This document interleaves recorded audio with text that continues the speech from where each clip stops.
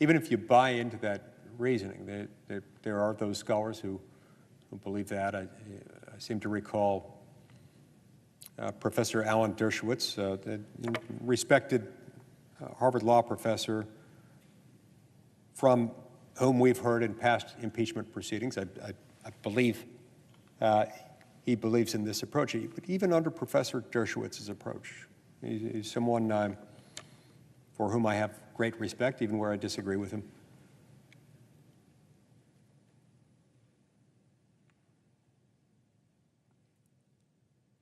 Even if you were to accept that premise, this isn't just that. This goes far beyond just maladministration. It's not just that Secretary Mayorkas didn't do as good of a job as he could have and should have, and we wish he would have. It's that he willfully subverted what the law required and did the exact opposite of what the law required. That's impeachable. It's got to be impeachable. And yet, the majority leader stood up today and he said, I raise a point of order that impeachment Article 1, again, impeachment Article 1 is the part that deals with Secretary Mayorkas's decision to do the exact opposite of what the law requires.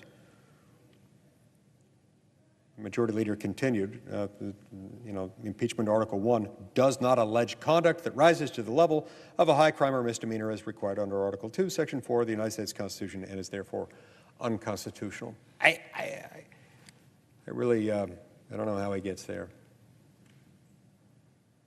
He can't get there except by sheer force, and the way you do something by sheer force here is you produce a simple majority of votes from senators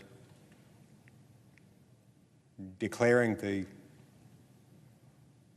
impeachment equivalent of defining the tail of a dog to be a leg. What I found even more stunning was when, as stunning as that first move was, and as disappointing as it was that a simple majority of United States senators, all from the same political party, I would add, not my own, he somehow managed to outdo that one by later making the same point of order with respect to Article 2, arguing that, he said, quote, I raise a point of order that impeachment Article 2 does not allege conduct that rises to the level of a high crime or misdemeanor as required under Article 2, Section 4 of the United States Constitution and is therefore unconstitutional. Let's remember what Article 2 was about. Article 2 charged Secretary Mayorkas with knowingly making false statements to Congress as Congress was carrying out its oversight responsibilities, with him testifying, often under oath, to Congress. Now, unfortunately, we never got to hear any evidence on this. Therefore, we weren't presented with the opportunity to make a final determination on this. But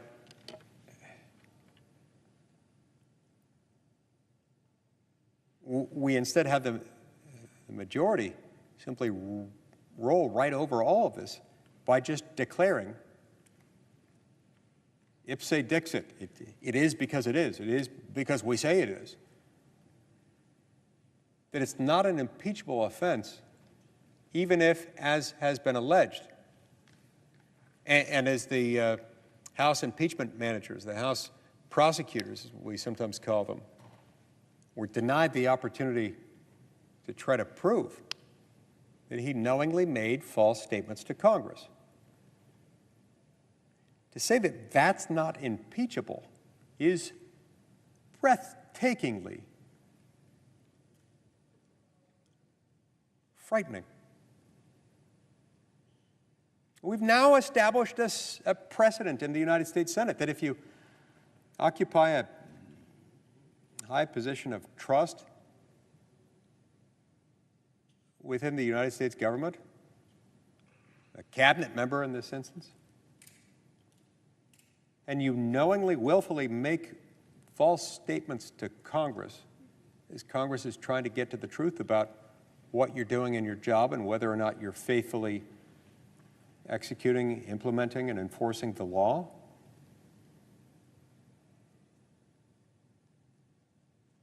that lying to Congress in that sense, even under oath,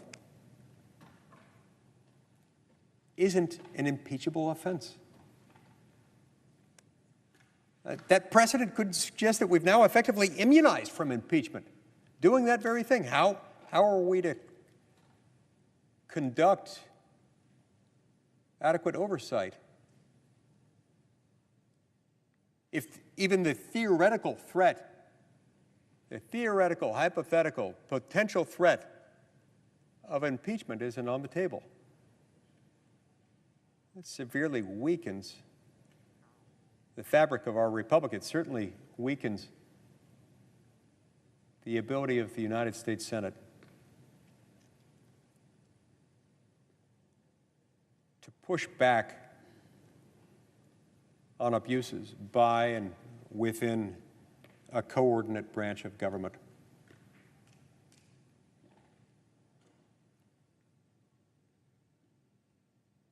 You know, when James Madison expressed in the Federalist Papers, among other places in Federalist 51, that government is sort of an experiment. It's an exhibit. It's a display of human nature. There and in other Federalist Papers, he explains things like the fact that, as he continued in Federalist 51, that if we as human beings were angels, we wouldn't need government. If we had access to angels to run our government, we wouldn't need all these rules to govern those responsible for government. But alas, we're not angels. We don't have access to angels to run our government, so we need rules. Madison was also a big believer in the fact that because we're not angels, we don't have access to angels to run our government, and we do need these rules, you've got to set up a system in which power can be made to check power. And you set up each branch with its own set of incentives to guard against abuses of power. I've wondered over time as I've seen the United States Senate gradually but very steadily over many decades voluntarily relinquishing its power. Much of it started with our work on the legislative calendar, starting in earnest really in the 1930s, but continuing to the present day. We've gradually, steadily been outsourcing a lot of our lawmaking power to unelected, unaccountable bureaucrats.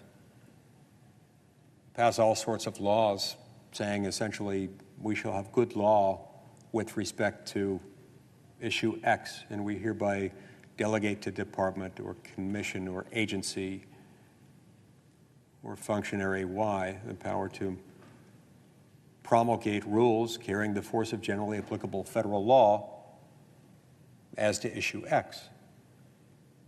Little by little, the American people lose control over their own government as this happens. Little by little, you start to see this diminishes the overall accountability of the United States government.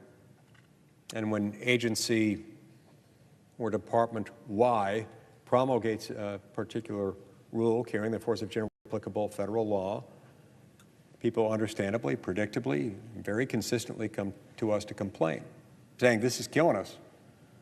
This rule made by unelected, unaccountable bureaucrats is now going to shut down my business. I'm going to be deprived of life, liberty, or property, or some combination of the three. Whether I choose to comply or not, it's going to harm me in material ways. And yet, you know, Article 1, Section 1, Clause 1 says that all legislative powers herein granted shall be vested in a Congress of the United States, which shall consist of a Senate and a House of Representatives. Article 1, Section 7 makes abundantly clear what Article 1, Section 1 sets up, which is to say you cannot make a federal law without the assent of both the House of Representatives and the Senate on the same bill. They've got to pass the same bill text and then present it to the Chief Executive, the President of the United States, for signature, veto, or acquiescence. Unless you follow that formula of Article 1, Section 7, you're not supposed to be able to make it federal law. One of the more influential political philosophers on the founding generation is Charles de Montesquieu, who observed that the lawmaking power is itself non-delegable, that the task of lawmaking involves the power to make law, not other lawmakers. Because as we see to this very day, when these things happen, when people come back to complain to us that the administrative regulation carrying the force of generally applicable federal law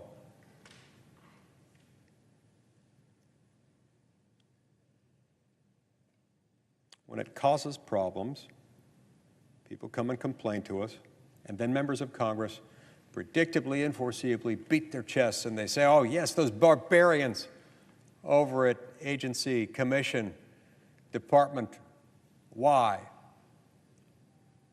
We didn't mean to authorize this. We just said make good law as to issue X. We didn't say to make bad law. And then predictably, the senators, the representatives say something like the following. You know what I'm going to do for you, constituent?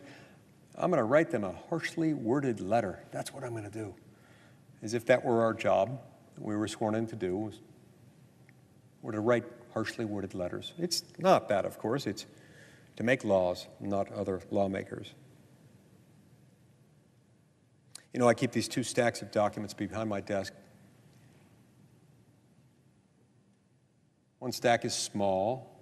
It's usually a few inches, no more than a foot or so. Consists of the laws passed by Congress in the preceding year. It's just a few thousand pages long. The other stack is 13 feet tall. During a typical year, it'll reach about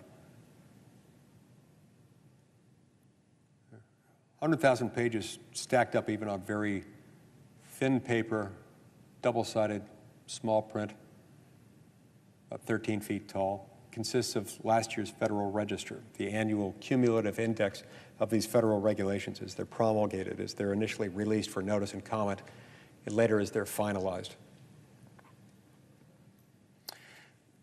Those rules carry the force of generally applicable federal law. Failure to abide by those can shut down your business, can result in enormous fines. In many cases, can result in your imprisonment if you don't follow them.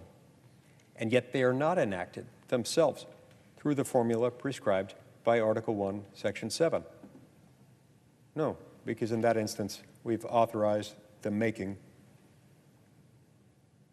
not of laws, but of other lawmakers, not ourselves. And those other lawmakers to whom we've given this assignment, while perhaps, however well-educated and well-intentioned, wise, specialized, well-trained they might be, they don't stand accountable to the American people, ever. Their name will never appear on a ballot. In fact, their name will stand essentially as a secret to nearly every American, including those who will stand accountable to those laws, who may lose life, liberty, and property as a result of those things.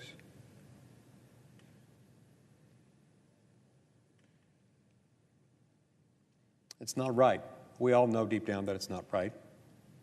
We know that every time we're presented with one of these complaints by our constituents, and we all have them. In my office, it's a nearly constant refrain.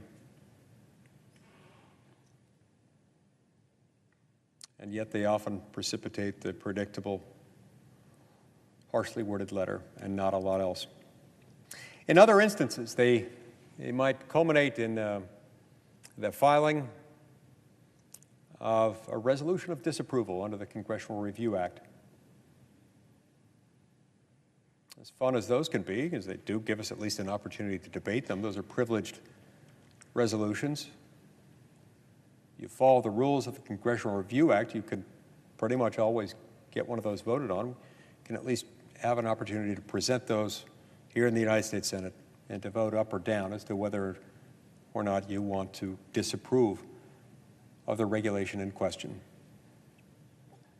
Ultimately, however, those proved dissatisfying from a constitutional standpoint, in the sense that, with very narrow exceptions, they don't really do any good, because nearly any administration whose bureaucratic structures will promulgate the administrative rule in question will like, for policy reasons and political reasons, a policy choice embodied in those regulations. And consequently, the president, whose administration promulgated the regulation being challenged under the CRA resolution of disapproval, will almost always veto any resolution of disapproval passed by both houses of Congress. It's very rare that that doesn't happen, with only one exception I can think of from a few decades ago.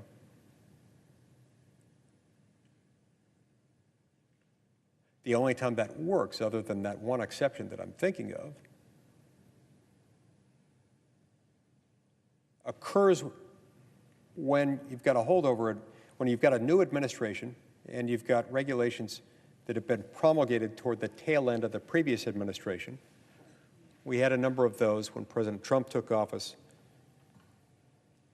following President Obama's time in office, where regulations from the Obama era were becoming ripe for CRA resolutions of disapproval, and we were able to get them passed by both houses of Congress and then signed by President Trump. Those circumstances are pretty rare. In every other circumstance, the voters of this great country, those subject to these administrative regulations that are, in fact, laws, those things leave us without redress. It's one of the reasons why I've long advocated for us to pass a measure called the REINS Act. If a genie appeared to me and said you can pass any one bill now pending in front of the United States Congress, it'd be the REINS Act. Why? Well, because the REINS Act would require us by statute to do what I believe the Constitution already requires, what it in fact does contemplate, which is that it's fine for administrative regulations to be promulgated, to be proposed, but unless or until they're affirmatively enacted into law by both houses of Congress and then signed into law or acquiesced to by the sitting president, or in the event of a veto, that veto is overridden by 2/3 of both houses of Congress, then it can take effect. But short of that, no dice. You don't get a law. These do have far-reaching effects, including the fact that, as a member of the Judiciary Committee, I and a few of my colleagues tried to figure out a few years ago how many criminal offenses are on the books, how many different provisions of federal law prescribe criminal penalties and can result in a criminal conviction. We asked this question of the Congressional Research Service, the entity to which we turn regularly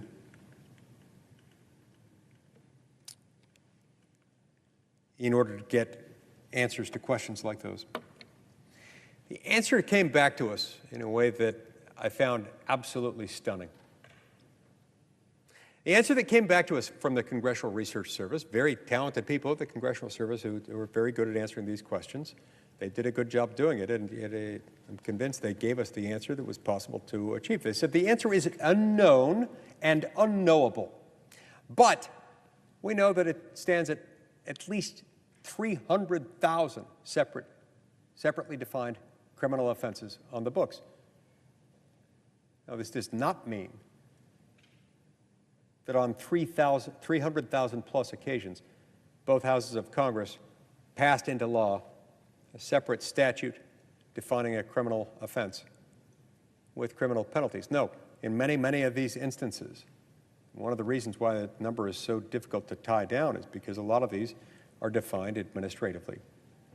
So that's one area in which the United States Senate has been deliberately shirking its responsibilities and handing them off to somebody else, refusing to do the job that we've been given to do.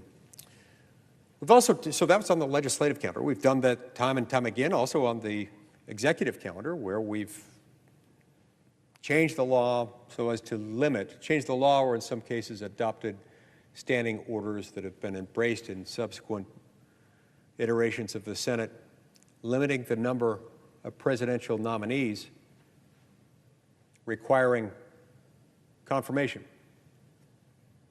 So we've narrowed our playing field there too, shirking our responsibility even as the size of the federal government has increased inexorably.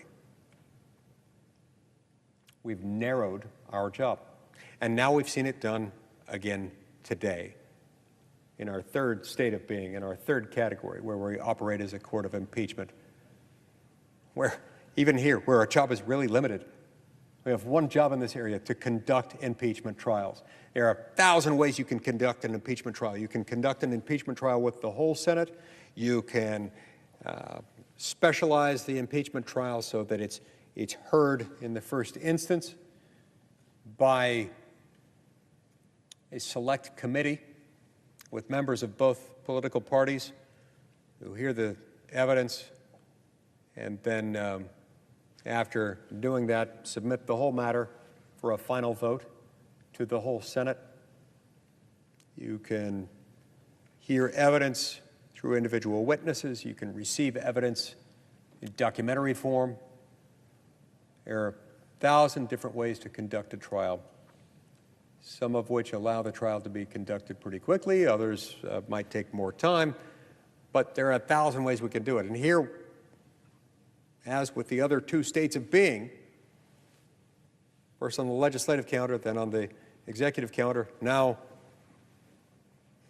as we sit as a court of impeachment, we've narrowed our work again, shirking our responsibilities again, declining to perform our constitutional duties. This is shameful. I'm embarrassed that we as a Senate seem so enamored with the idea that we can't do the things given to us. What's especially troubling about this is that,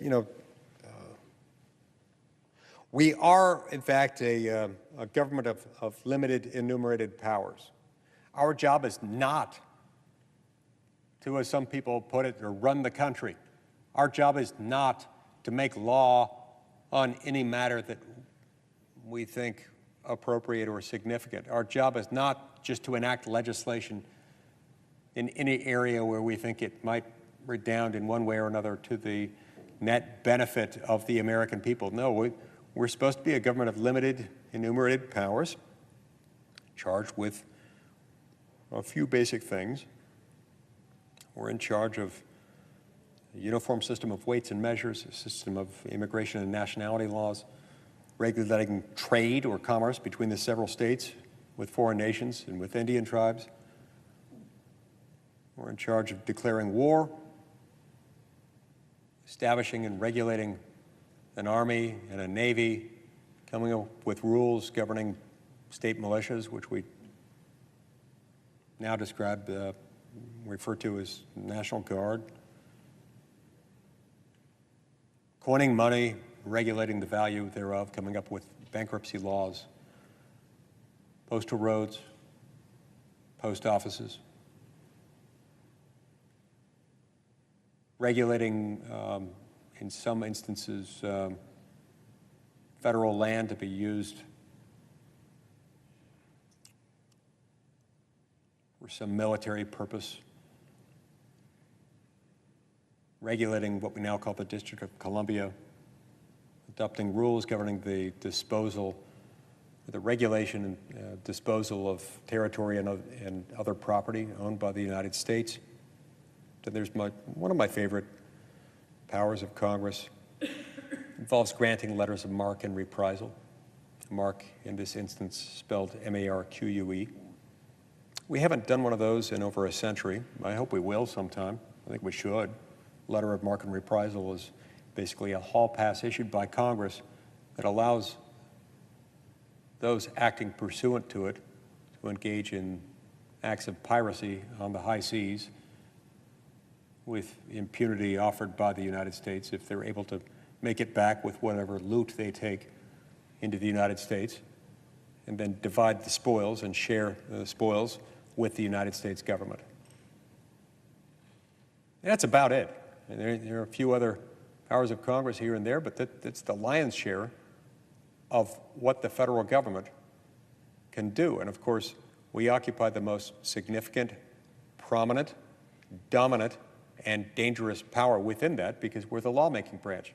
We make the laws. The executive branch enforces the laws we make, deferring to our policies and enforcing the policies that we enact.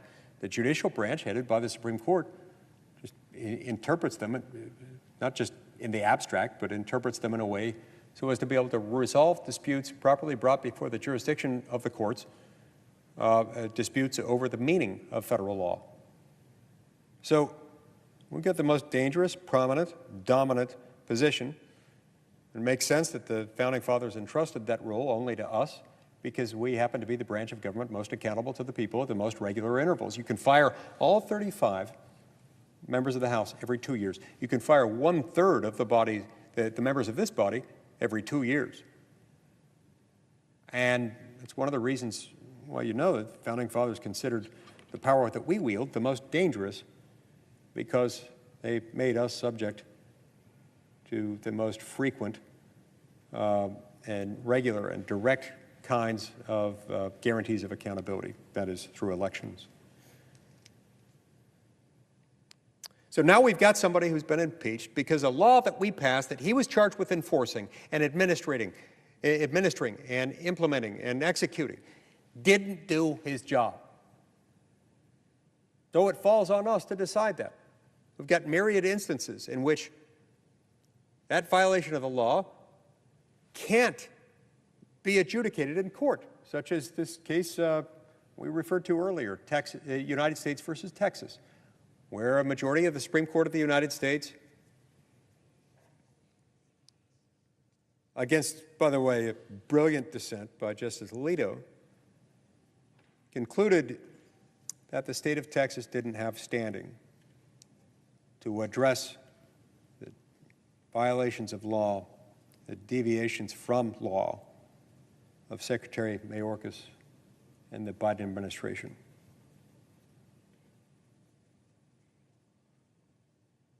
So if not us, who? In countless instances, the courts can't do it. The executive branch isn't going to check the executive branch. The buck stops with us. It's our job to do this. And today we failed. We didn't just fail in the sense that we tried to do it and we didn't. The majority of us, unfortunately, tried not to, went out of our way to define our role as something that it's not, to define the law as saying something other than what it in fact says, so that we can shirk our responsibilities yet again. Shame on us, shame on those members of this body who voted to do that today.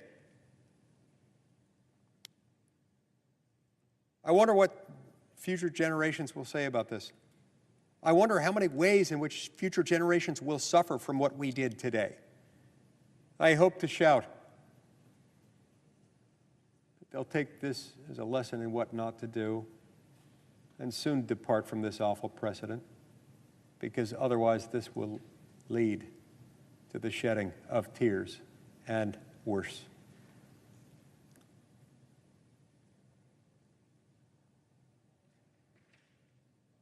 We're told that the Senate is apparently just too busy to conduct an impeachment trial, just as we're about to be told that the Senate is too busy to require the federal government to get a warrant before searching the private communications of the American people incidentally collected and stored in the FISA 702 databases. Too busy to do those things, but I think we're about to be told that it's not too busy to send even more money to Ukraine where we've already sent $113 billion. Not too busy to do that. Not too busy to expand FISA without adding a warrant requirement, but just way too busy, apparently, to do what the Senate and only the Senate can do, and what under the Constitution we must do.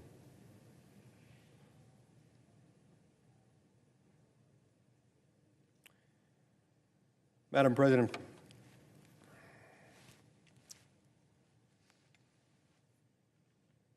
like the ghost of Christmas future in Charles Dickens' A Christmas Story, I hope that as we examine our future and what today's action portends about the future of the United States and of the United States Senate, I hope we can choose to depart from this course. While I fear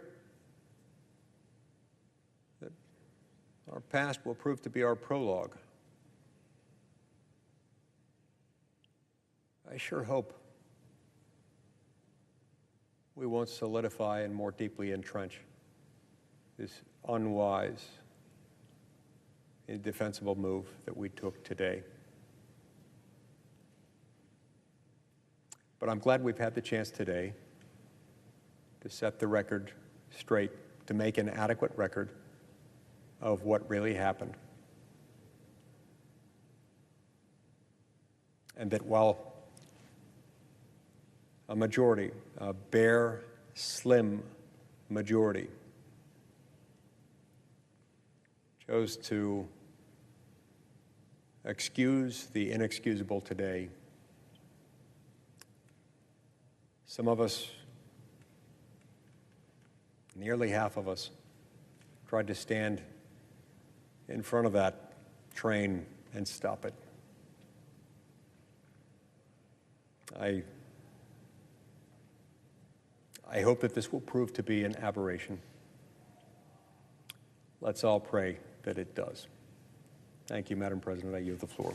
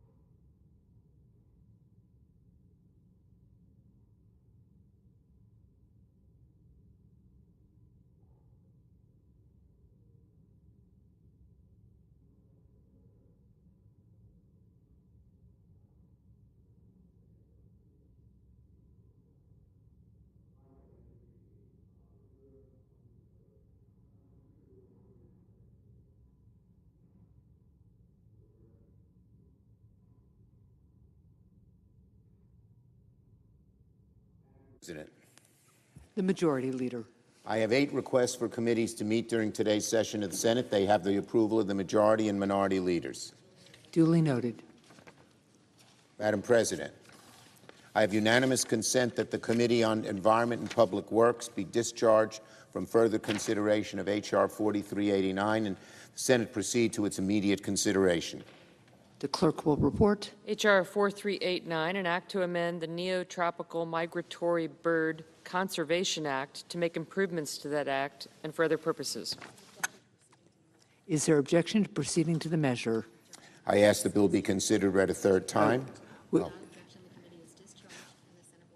Without objection, the committee is discharged and the Senate will proceed. I ask that the bill be considered read a third time. Without objection. I know of no further debate on the bill. Is there further debate? If not, the question is on passage of the bill. All in favor say aye. Aye. All opposed, no. The ayes appear to have it. The ayes do have it.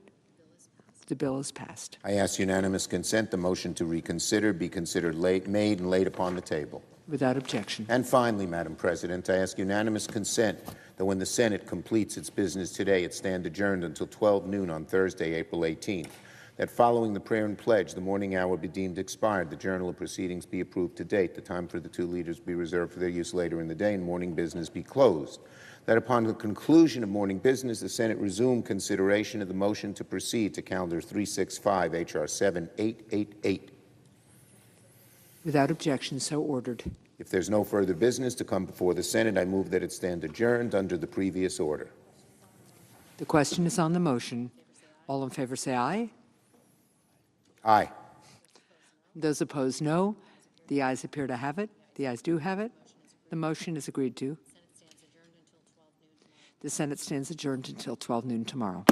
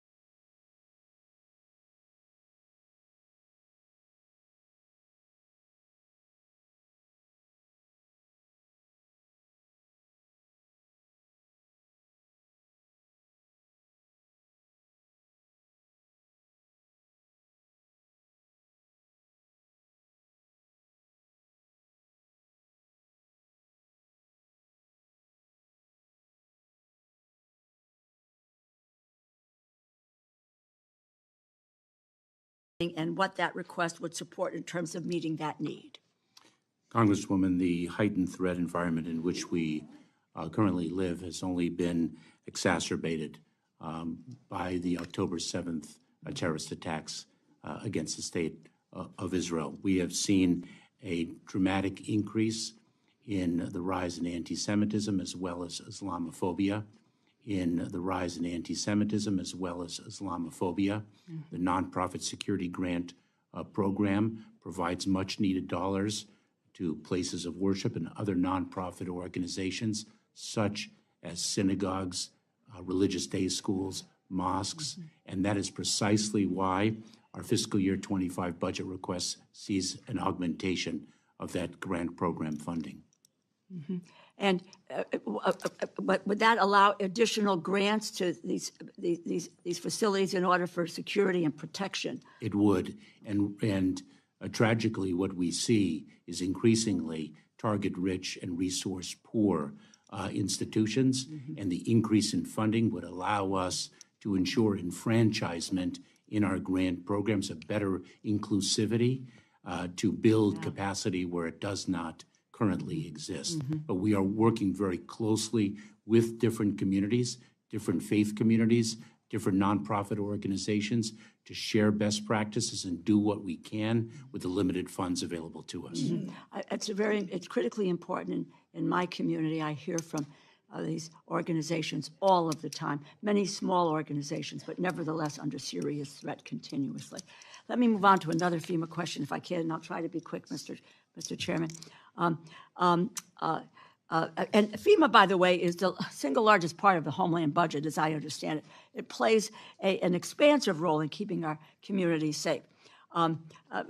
It's firefighters, next generation warning system, preventing violence and terrorism, talking about protecting our homeland, Homeland Security, responding to disasters, helping communities recover, build back stronger. We've got extreme weather events, wildfires, hurricanes, winter storms threaten the infrastructure that we rely on every day. Let me talk about Connecticut, across New England, historic flooding. These events put people's livelihoods and their lives really at risk and create public health and public safety crises. I'd like to focus on prevention and pre-disaster mitigation. The sad reality is disasters are going to happen. So can we speak to the 2025 request for FEMA, how you envision it should be focused on preparedness, protection, and mitigation? Where are increased investments needed in order for you to support this work? What kind of policy changes should the Congress be considering? Because yes, indeed, it's about Homeland Security. These are Homeland Security issues. Congresswoman, I look forward to working with you on assessing what legislative changes are needed to better address the increasing impacts of climate change, the increasing frequency and gravity of extreme weather events. I have spoken with mayors around the country about the need to update building codes, something as basic as that, because the building codes are addressing the weather of yesterday and not the weather of today or tomorrow.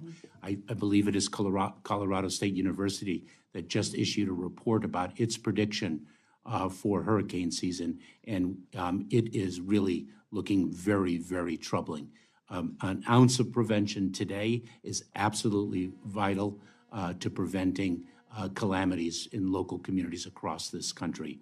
The situation is getting worse from an extreme weather perspective, and we have to work with every community to ensure it understands what it needs to do with the funds that we distribute to it and the funds that they themselves have, in terms of understanding how houses and residences of all types need to be prepared, need to be safeguarded, and what people need to do should an extreme weather event actually occur.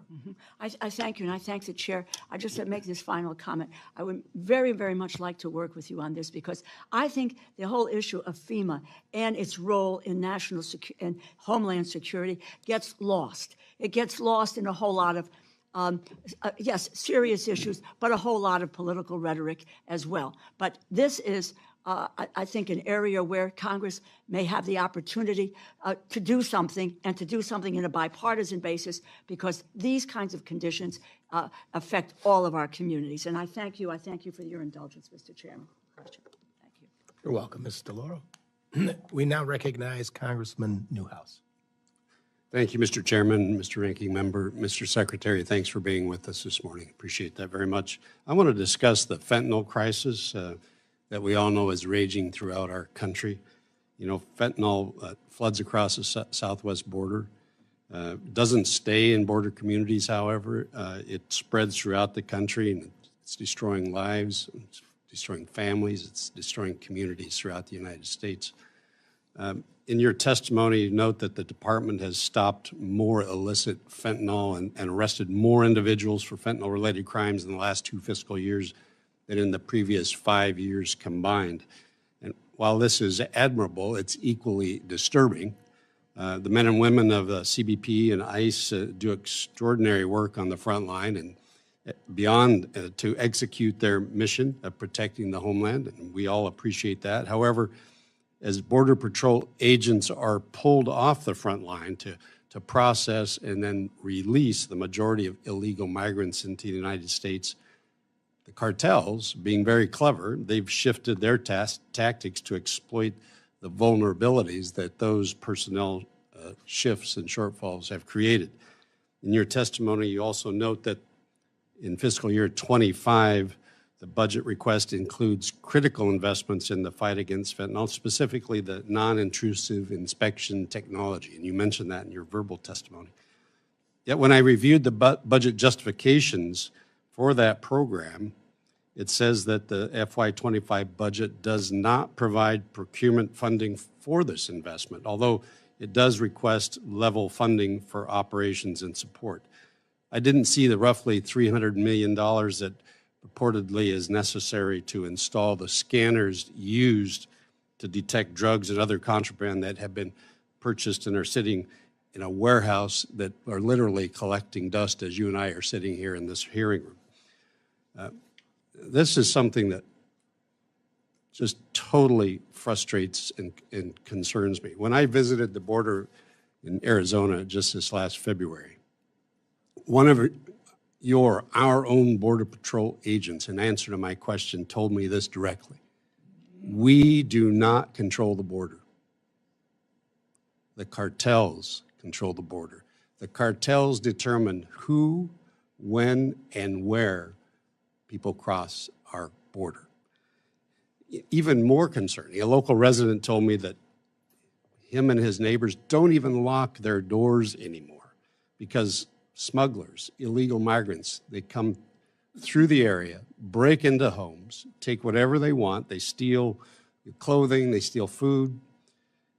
People have resorted to just leaving stuff out on their patios and leaving their doors unlocked to try to prevent the damage of people breaking in. I think that's just, to have fellow citizens going through that on a daily basis, to me, is unconscionable.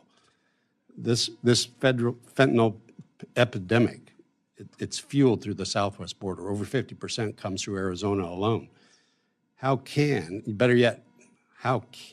Why can the department justify this? Tell me, are you working with Mexican authorities to do what I see two important things? Stop fentanyl precursors from coming from Mexico.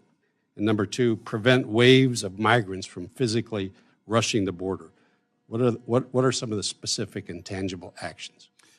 Congressman, I'll answer very briefly in the limited time we have, but I would welcome the opportunity to speak with you outside of this hearing to talk about the work that we are doing with Mexico, both in the fight against fentanyl and to ensure that individuals who seek to arrive at our border are interdicted before they reach our border.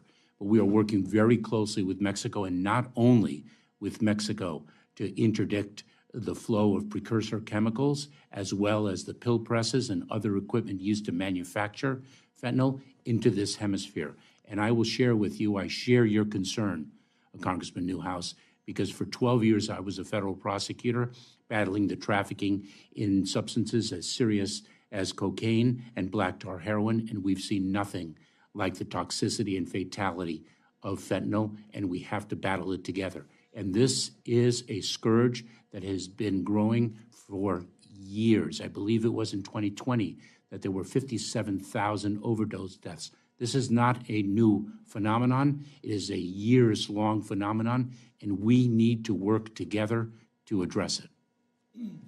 Thank you, Mr. Chairman. You bet. Thank you. Mr. Newhouse, we now recognize Mr. Guest. Thank you, Mr. Chairman.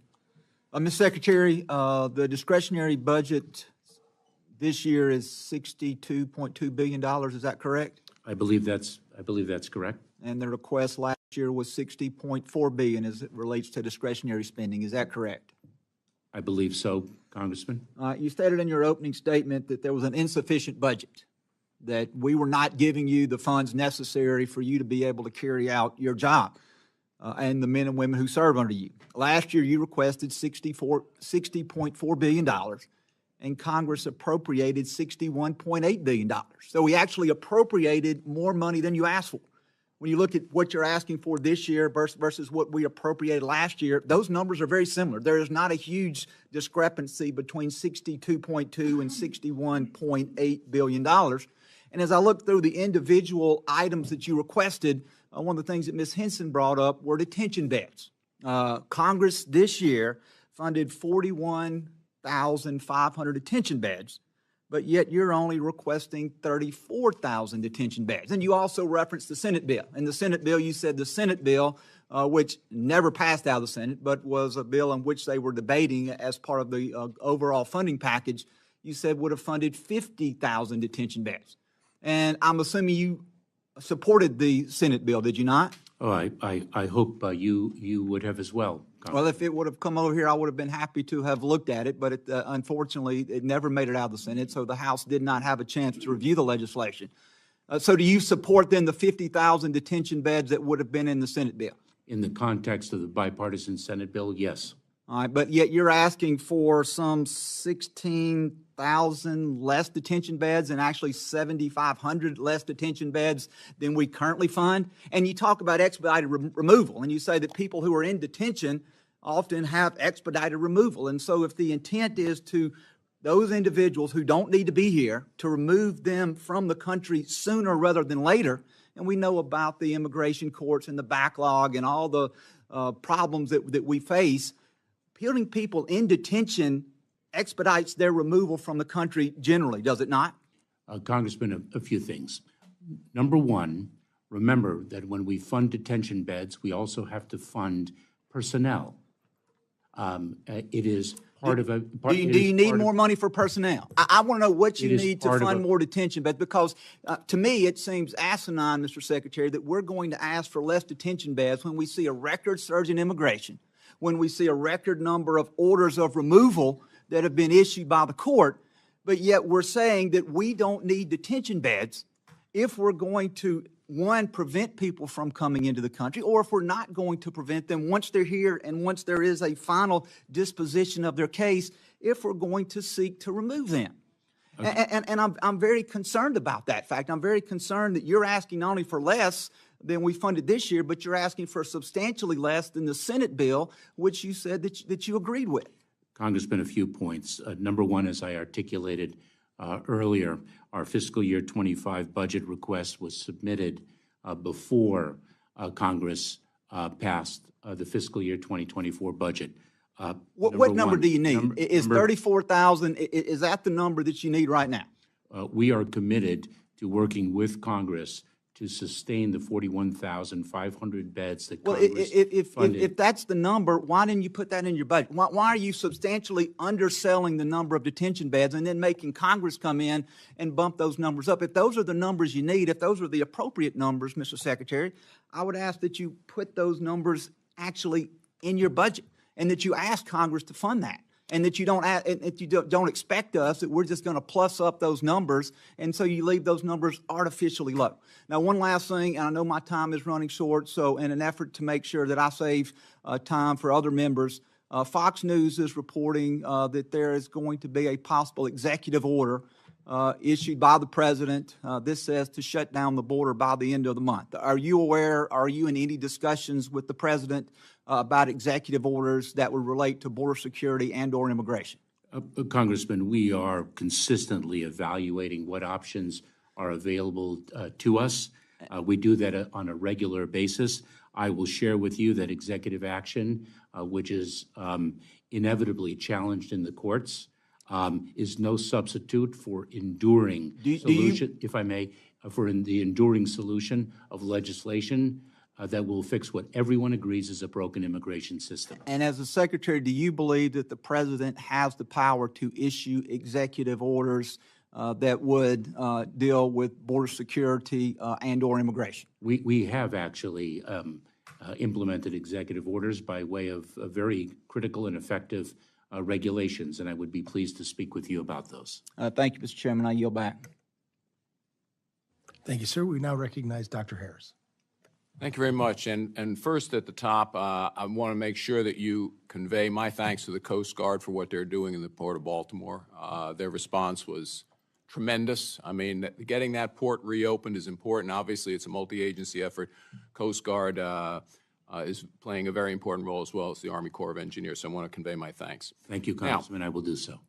I'm going to ask you a question that has come up because the FBI director has testified before Congress that he wasn't certain whether or not there were undercover operatives, FBI operatives, working on January 6th in the crowd. But an undercover journalist with Sound Investigations released a video you may be aware of in the last 2 days of a CIA official, former FBI member, actually saying, yes, there were. So I'm going to ask you a simple question. Were there undercover officers or agents from the Department of Homeland Security or paid informants in the crowd on January 6th? Congressman, I don't know the answer to that question. I will follow up with you. Wow is all I can say. Was Ray Epps a paid informant? Congressman, I'm not familiar with those facts. I'd be very pleased to get them to you. Thank you very much. And is it the policy of the Department of Homeland Security, because I understand it is the policy of the FBI to actually have undercover individuals at these events to kind of keep them in control, to allow people to peacefully exert their First Amendment rights while kind of, calling attention to people who might interfere with that. So is it the policy of the Department of Homeland Security to have undercover agents or officers or paid informants at events like that? Events like? Like a large protest somewhere. Where Congressman, people attempt to exert their First Amendment rights. Congressman, that is not where we focus our Okay, but if you get the answers to me on the other one, I'd appreciate that about January 6th, whether or not you had agents there. Okay, let me talk a little bit about the OIG. The OIG has complained that they attempt to get things from the Department of Homeland Security. I'm going to ask this letter to Chairman Green from January 17th from the OIG to be entered into the record, where she points out that the department over the past few years has used the excuse of the Privacy Act and the Presidential Records Act to withhold information from the OIG. Now, the purpose of the OIG, as you know, is Congress. We think the OIGs are important to keep an eye on the individual departments, and we would hope that the departments would always cooperate with their OIGs, because otherwise it looks a little suspicious.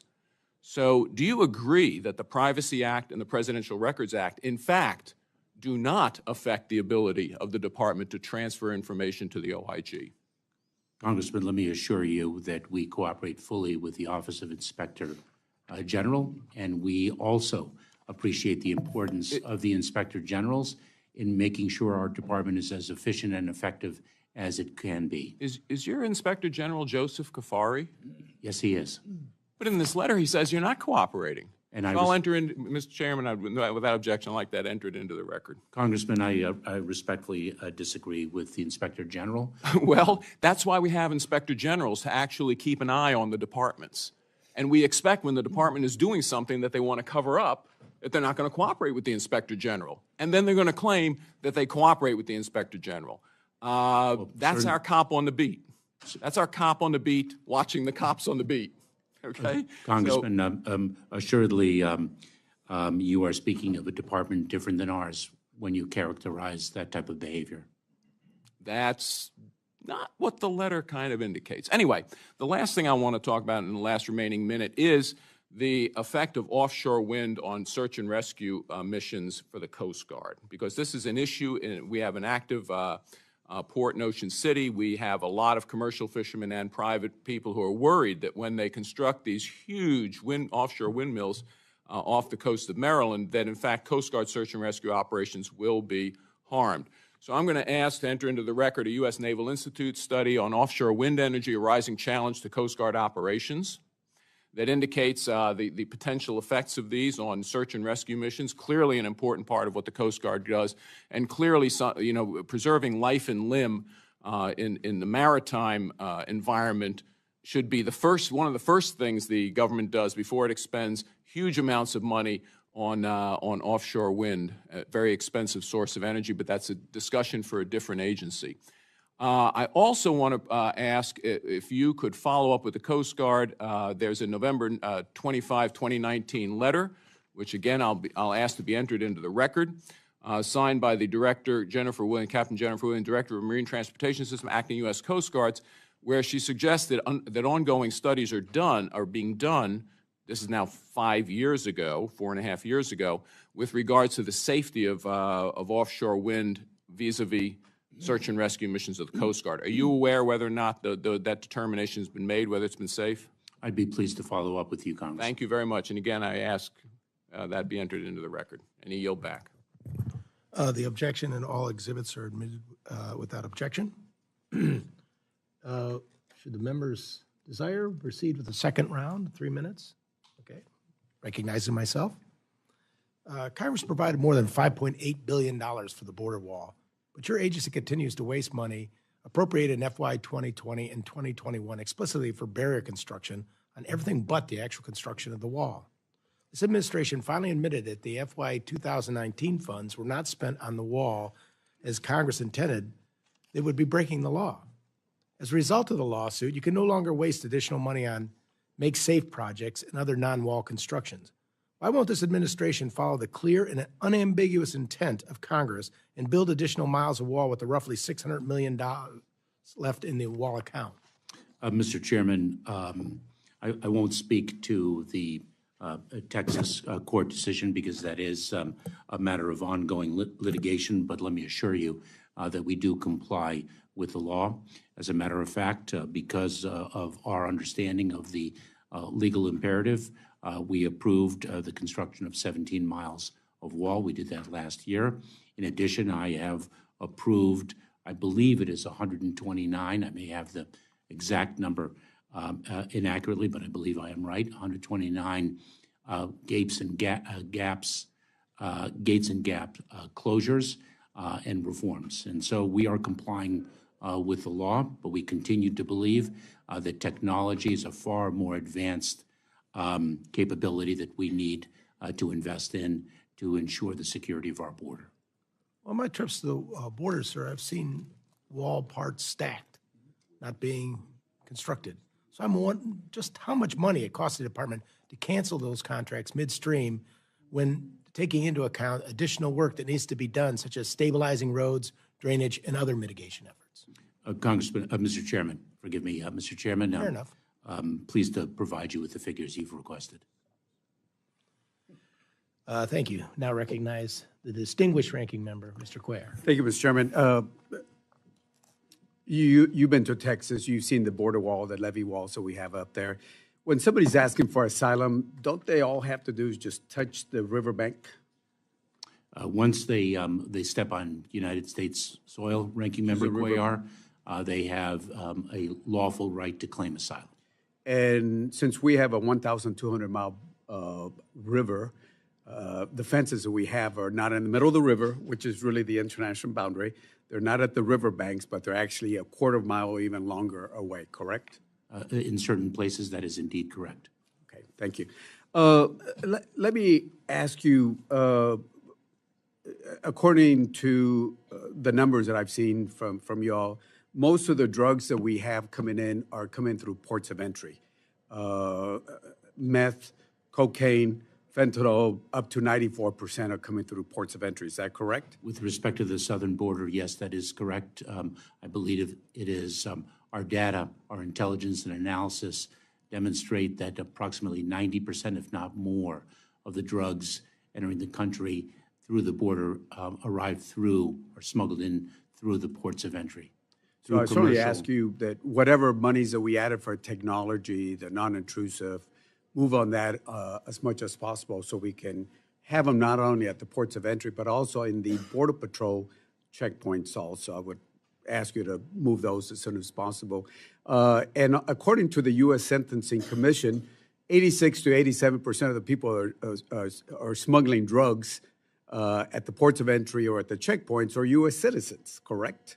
I'm not certain about the precise percentage, but I do understand that the data evidences that the majority are United States citizens. The last numbers I saw were about 86, 87% U.S. citizens. Now, let me go back to, I'm a big believer in expedited, Title VIII expedited. What resources, I'll ask you again, like more asylum officers, space, do you need so we can do expedited removals under Title VIII? Ranking Member Cuellar, in addition to additional legal authority, which we would have been provided under the bipartisan legislation, many more asylum officers, enforcement and removal officers in Immigration and Customs Enforcement, additional personnel, additional Customs and Border Protection personnel, additional facilities, and those are some of the highlights with respect to what we need. But underlying it is the additional legal authority that the bipartisan legislation would have delivered. And we certainly want to provide to the funding. I just have to say this, Mr. Chairman. The two last appropriation bills where we added $1.4 billion to CBP, every single person on the other side of the aisle, except for two that are still in Congress, voted no for that extra money. This last appropriations bill, where we added the largest amount to CBP, I think less than half of the majority voted for funding. So we got to make sure that we all work together to do bipartisan funding to give you this.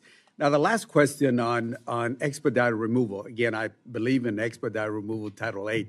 It was used very effectively when you were with the Obama administration under Secretary Jay Johnson. You said that the only way we can use CBP removal or Title VIII if they're under CBP custody. Would a monitoring system still be under CBP? And I guess you can't answer that, but I want you to think about it and go back to your attorneys to see if you can use Title VIII expedited removal because custody means probably under, ICE or CBP facility, but we do use monitoring, and I would ask you to see if you can look at that, whether that would be custody, which my opinion, I would say yes, and see if you can use Title VIII expedited removal. And again, anything that we can change the law, and I don't know what y'all are looking at, the executive order, but we do know that at the very beginning, a lot of those people don't qualify. They do not qualify, with all due respect. If they're hungry, they want a job, they want to come to the U.S. or the Chinese city on top of the hill, I understand that, but they don't qualify under the 5 persecution under asylum law. So we want to work with you, and we want to supportive. And again, you have a very difficult job. There are so many opinions here. You get attacked because you do too much, or you get attacked for not doing enough. But I do want to say, I want to thank you for your service, and I want to thank the men and women that work on your department. Thank you. Thank you very much. God bless. Thank you, Mr. Cuellar. We now recognize Mrs. Hinson. Thank you, Mr. Chairman. Mr. Secretary, last year when you came before this subcommittee, I did ask you about concerning reports of Chinese nationals crossing our open border. I brought this concern to you directly, Mr. Secretary, because President Biden did not do anything to prevent this issue. It has become worse. And now Chinese nationals, as you may be aware, are the largest and fastest growing group attempting to cross into our country. But I am concerned that your testimony in your budget does not acknowledge that fact or directly do anything to address it. Is that correct? Congresswoman, let me be clear. Number one, any individual who poses a threat to public safety or national security is a priority for detention, number one. Number two, for the first time, I had an engagement with my counterpart from the People's Republic of China to ensure that China would begin to accept removal flights so that we can deliver a consequence regime for individuals from the People's Republic of China who do not have a legal basis What was to the remain, outcome of that conversation? who do not have a legal basis to remain in the United States, and those discussions are ongoing. And we actually did effect one flight most recently, the first time in a number of years. Unfortunately, we have to judge the Chinese Communist Party based upon their actions and not their words. We know just recently 2 Chinese nationals were arrested in Iowa on a nationwide fraud case they were involved in. One of them was believed to have crossed the southwest border and was released into the country, and they made their way to Iowa and joined in this national fraud activity. And I know Iowans and Americans do deserve transparency and accountability for all of your department's actions, which have essentially alerted our adversaries our borders are wide open, allowing criminals to enter our country and make their way into Iowa. I don't think there's an excuse for having the same conversation 2 years in a row, and I'd like to see more stringent action from the administration concerning Chinese Communist Party nationals coming across our border. Another action I find distressing is that the administration is diverting a record number of federal air marshals to the southwest border to perform administrative duties. This leaves Americans unguarded on commercial flights. I spoke directly with the air marshals about the safety concerns posed by diverting them to the southern border, allowing for a shortage of air marshals on flights, denying them their sworn duty to protect Americans in the air. So, Mr. Secretary, you dance around calling the crisis at our southern border not only a humanitarian crisis, but a crisis. So if you do not see it as that, why are you deploying our federal air marshals, our FAMs, to the border and other law enforcement agencies to the border? Congresswoman, I do understand the challenges at the border, and I certainly don't dance around them. As a matter of fact, Would you call it a crisis at the southern border? Yes, I would. And as a matter of fact, I work every single day with the men and women in the Department of Homeland Security to only strengthen the security of our southern border as well as a northern border. And we deploy personnel from different parts of our department whenever the situation so warrants and the situation at the border so warrants. When I look at my visits to the southern border, I've been twice. I had a chance to meet with the brave men and women at the CBP, as well as some ICE agents, but I was increasingly disturbed by how many you're pulling from other agencies, not just our FAMs, but also from TSA and FEMA. So I think that I'm pleased to hear you call it a crisis. I think it's the first time I've heard you publicly acknowledge it. But I think that we continue to put Americans' lives at risk by pulling these federal air marshals off of these flights, again, leaving them uncovered. I think that the federal air marshals certainly communicated to me that they've had enough of this.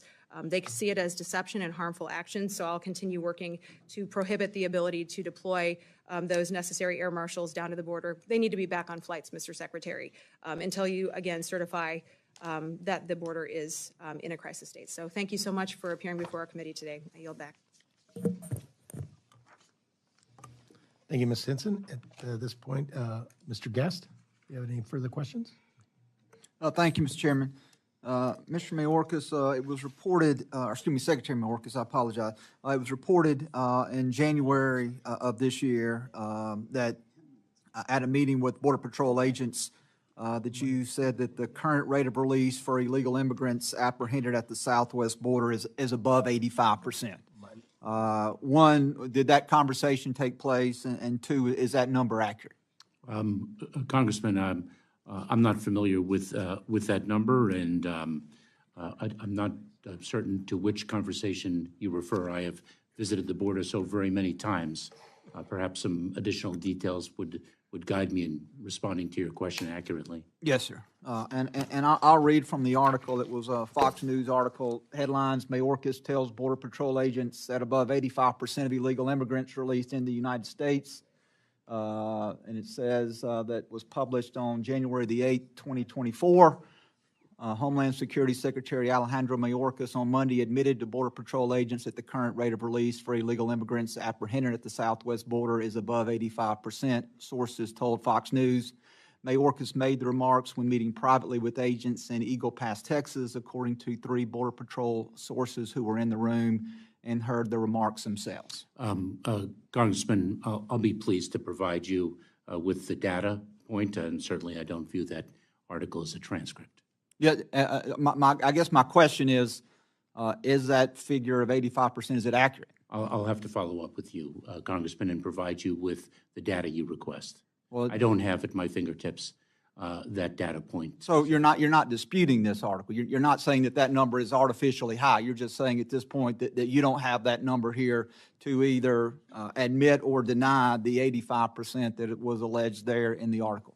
I cannot confirm, and I will do so. Mr. Secretary, we've in previous conversations discussed Title 42, Title 8. As we know, Title 42 expired in May of last year.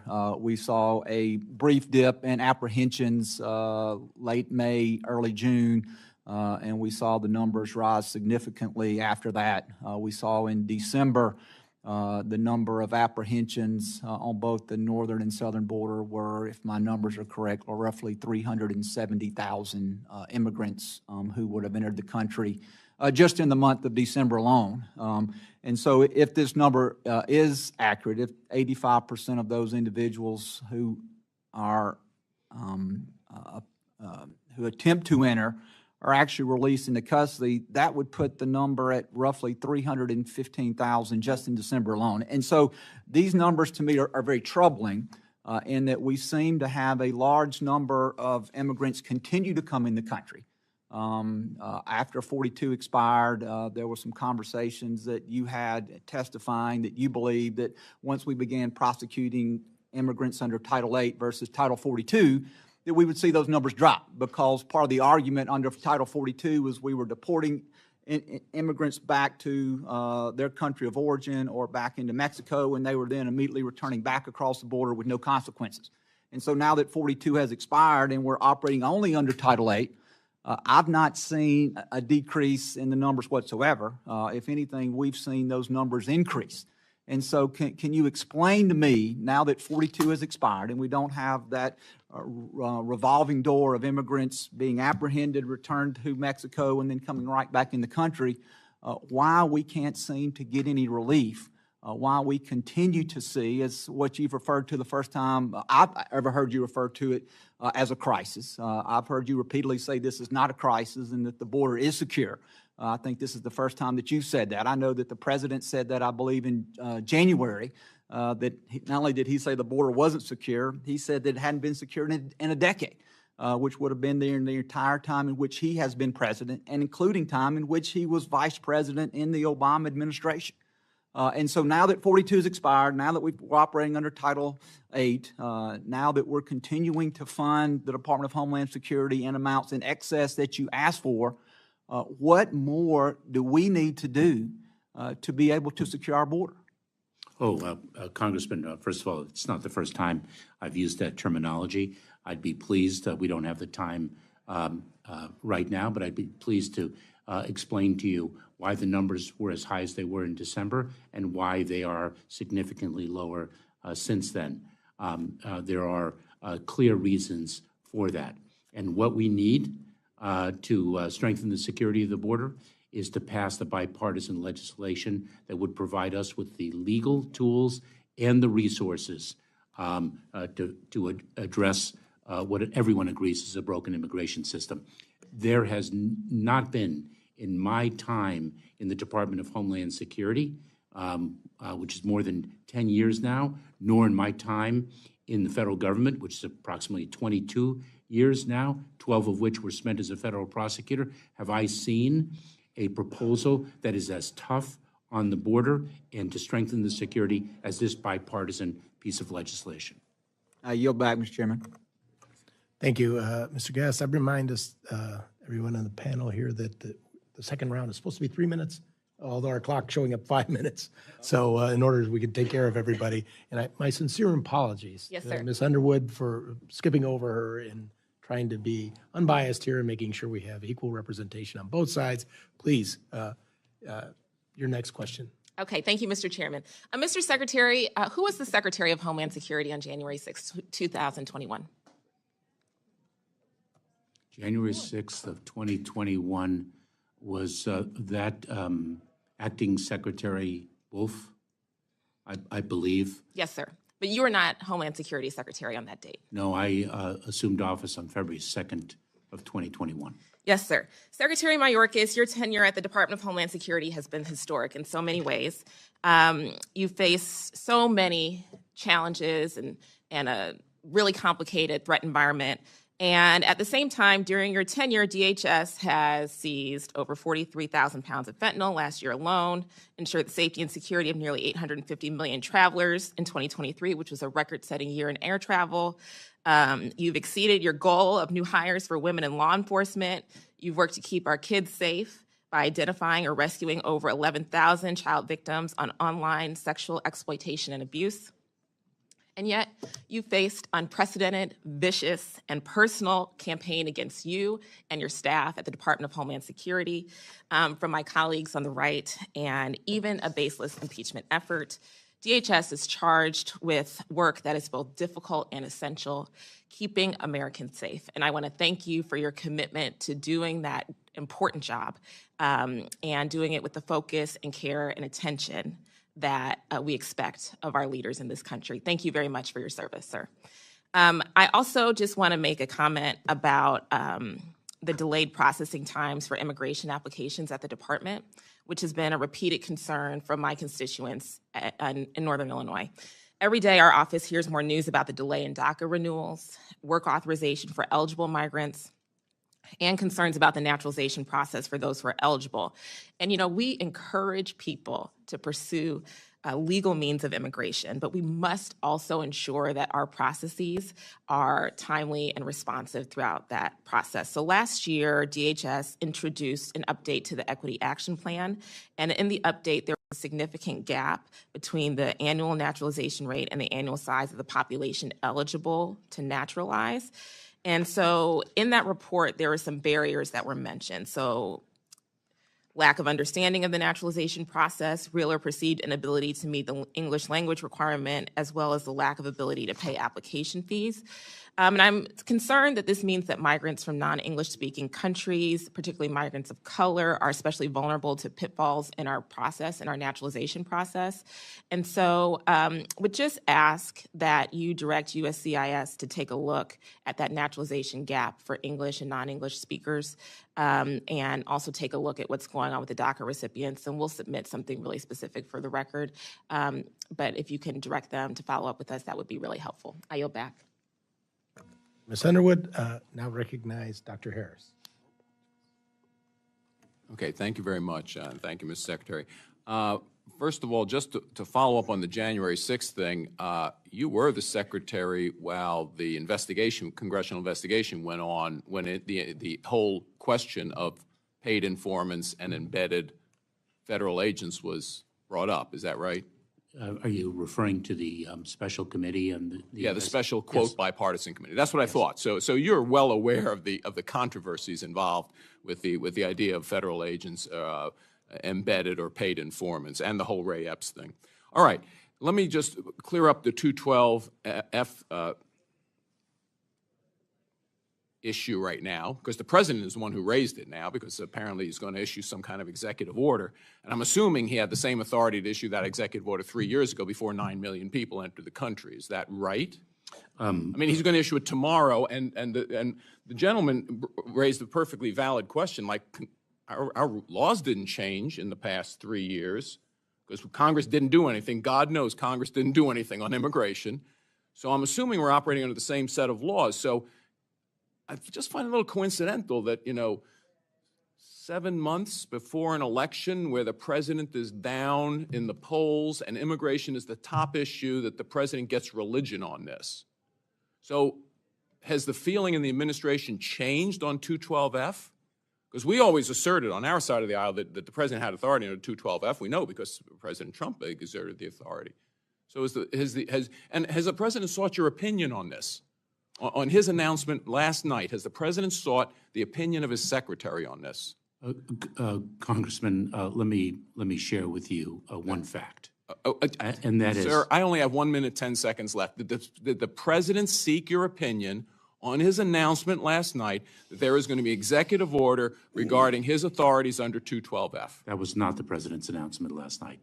Number one. Okay. Number two, the okay. prior. On to the next question, because I'm not going to let you filibuster that That was his announcement last night. It's reported in Axios, widely reported today. My question was just, did he consult you? I think it's a simple question. I think you're being very evasive about it, and I'm going to leave it at that. Now, with regards to ICE detentions, in Montgomery County, Maryland, the Montgomery County officials twice had a person who was issued detainers under ICE, twice released from prison, now charged with in the murder of a 2-year-old. Twice. What is this administration does to go to local jurisdictions and convince them to comply with detainers? Because as the gentleman from Texas indicated, the title of your department is Homeland Security. I would assume protecting Americans from illegal immigrants with detainer orders scheduled for deportation is something who will go on to kill someone, is something the administration might be interested in having. So what are you doing to convince local jurisdictions like Montgomery County to actually cooperate, not be a sanctuary jurisdiction, and cooperate with detainer orders to get these dangerous individuals off our streets? Congressman, we continue to work with local jurisdictions to persuade them that when an individual poses a threat to public safety and the individual has a detainer placed on him or her, that they honor the detainer and not release the individual onto the streets, but rather turn the individual over to Immigration and Customs Enforcement for continued detention. Mr. Chairman, may I have a 30-second privilege to answer? I'll ask for the same 30-second privilege. The prior administration executed what it believed to be its authority under 212F, and the courts enjoined it. Claiming my 30 seconds, has the number of jurisdictions in the United States cooperating with the 287G program increased or decreased under this administration? I am not aware of any increase, Congressman. So you think it might have decreased, actually? No, I stand by my statement. I stand by my statement. Wow. If you can get me the details, I'd appreciate it, because for all the bluster about actually convincing local authorities to cooperate, the most obvious sign would be that the number of 287G local authorities increased. If the administration was doing anything about it, I yield back. Thank you, Dr. Harris. Mr. Newhouse. Thank you, Mr. Chairman. Mr. Secretary, by statute, your agency as well as the Department of Labor administer the H-2A Agricultural Guest Worker Program. Based on recent DOL rulemakings that farmers across the country are burdened with, DOL appears to at least not understand or not fully appreciate the importance of the agricultural industry. I, for one, however, would like to believe that you do, that you understand the importance of growing healthy foods in the United States, which aligns with your agency's guiding principles and responsibility to preserve and uphold the nation's prosperity and economic security. So just real simply, do you believe that the ability of a nation to feed itself is inherently more secure than a nation that relies on imports to feed its citizens? I do. Good. Thank you. I am not an expert in that area, but I believe in the H-2A visa process, and in fact, we are expanding it throughout the hemisphere as a critical lawful pathway. Let me ask you a little bit about that. Earlier this year, the USCIS finalized a new rule that would increase the cost to employers utilizing H-2A, among other programs. While I understand the purpose and the utility of a fee-based program, the need to update based on increased costs, the rule as finalized is overly burdensome and costly to our nation's producers. Not only did the general filing fee increase, but a $600 asylum program fee was added, requiring ag employers to pay for a program that they really don't receive any benefit from. Additionally, instead of just filling one form for all their workers, the final rule caps the number of employees that can be listed on each form at 25. There's no added benefit that I can see for this policy, and it only increases paperwork burdens and costs to ag employers. So now that the rule has gone into effect as of last week, we have some actual costs associated with this rule, and they far exceed the predicted indicated 20%, 26% increase that was anticipated. So a couple questions here. Do you expect producers to absorb this cost, or are they to pass them on to consumers? If producers are expected to absorb these costs, how do you expect them to stay in business? And if they're no longer in business, how do you and the administration plan to protect our food security when, at the time that the majority of our foods served on our tables becomes imported from other countries? Congressman, 2 points. Number one, I will allow experts to speak to the downstream economic implications of the fee rule that we were compelled to issue. I am very sensitive to the fact that additional costs were imposed on applicants, and I understand the burden that poses. But U.S. Citizenship and Immigration Services was really with its back against the wall, having been driven almost to bankruptcy by the prior administration. The legislation provides that the fees that the agency charges are to be recalibrated according to costs. I believe it is every 2 years, and a fee rule hadn't been promulgated successfully for over 7. I believe my timeframes are correct. And so we had to make some very difficult decisions with respect to how to bring the agency to a point of financial stability, which it had been suffering financial instability for too long, which created backlogs in the administration of our legal immigration system. I will follow up with experts to address your more economic-centered questions. I appreciate that. Thank you. Thank you, Mr. Chairman. Thank you, Mr. Newhouse. My understanding is our ranking member, Henry Cuellar, would like to ask you one more question.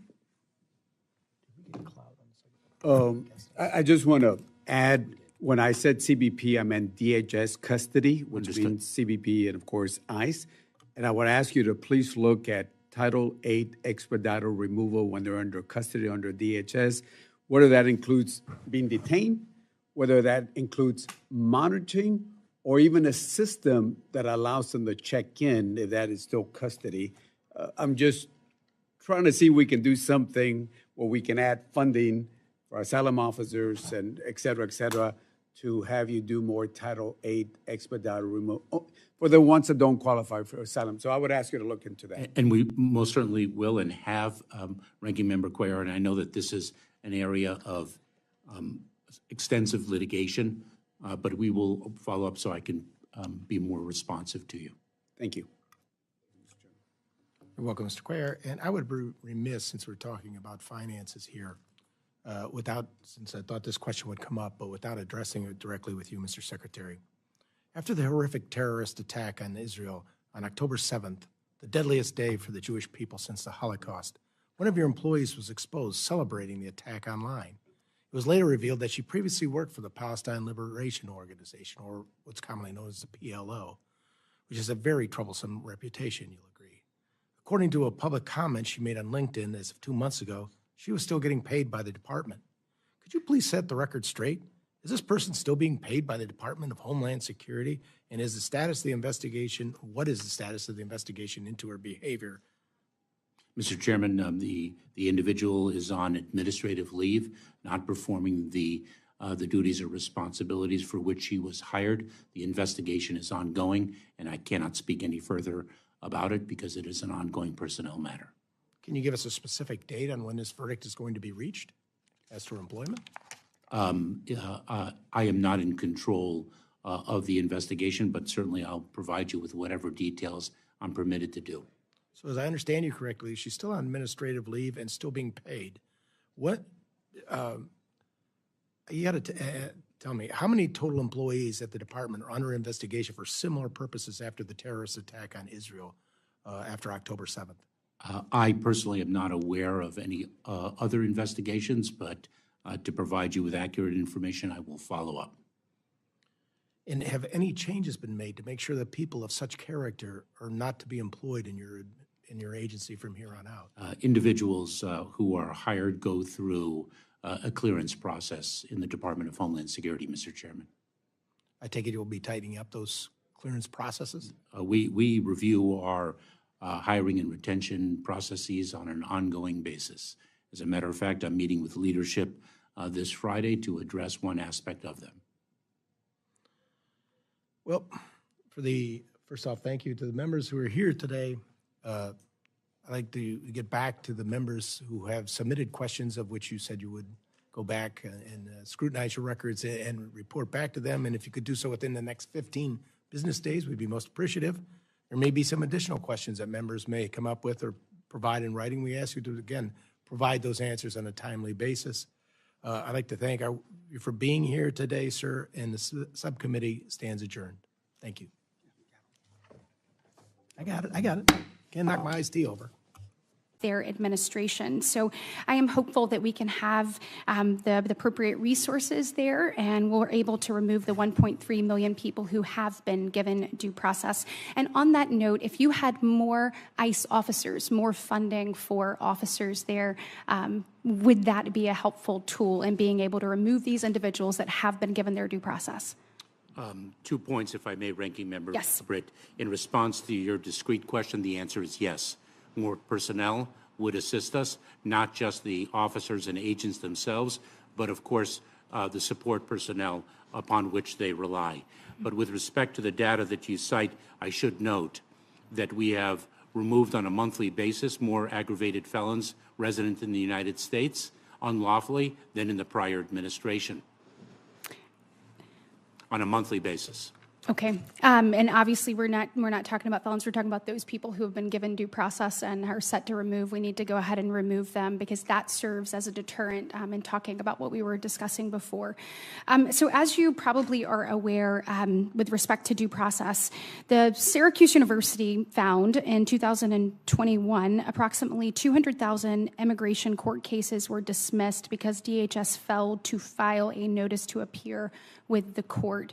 Are you aware that that number is 12 times higher than the number of cases dismissed for the same reason during all the years before FY24 up till FY 2020 combined? Ranking Member Britt, my understanding is that that number may or may not be accurate, so we are looking into that, number one. Number two, it is not necessarily that the notice to appear was not filed, but the notice to appear might have had a deficiency. That has been an issue for years in the Department of Homeland Security, and in fact, we have used technology to improve the accuracy and correctness of notices to appear. Good. And I think we have data with respect to the success of those notices to appear that is more current. So does DHS intend to reissue the notice to appear in those cases? Yes, most certainly. Okay, it is our great. responsibility. Excellent. All right, there are more than 7 million migrants on that non-detained docket when we were talking about, so double million migrants on that non-detained docket when we were talking about, so double the number at the start of this administration. When you look at that and you look at the record-shattering numbers of people who have entered this country illegally and released into our interior, do you believe that that represents an increased risk to public safety in this country? I think it is a powerful reflection of an absolutely broken immigration system. And let me share with you data to evidence the fact that this has been years long in the making. In 2010, the average... I only have a minute and 50 seconds left, so I'm going to have to continue moving on. But I do want to say that ICE has detained more than 32,000 migrants here with criminal convictions and another 11,000 with pending criminal charges. Some of these criminal records, those with criminal records have actually been released by ICE into the United States. And a couple of examples that I want to make sure we get out there. There have been 4,700 with convictions for assault, 450 of whom have been released. There have been 5,200 with convictions for drug crimes, 261 of which have been released. There have been 1,100 with convictions for weapons crimes, 92 of which have been released. There have been 1,200 with convictions for sexual assault, 46 of whom have been released. And there have been 490 with convictions for homicide, 50 of whom have been released. So I am hopeful that we can agree that when we have this type of chaos at our border, that it does increase the risk for our public safety here in the country. And so with my last 42 seconds, I do want to ask you a quick question.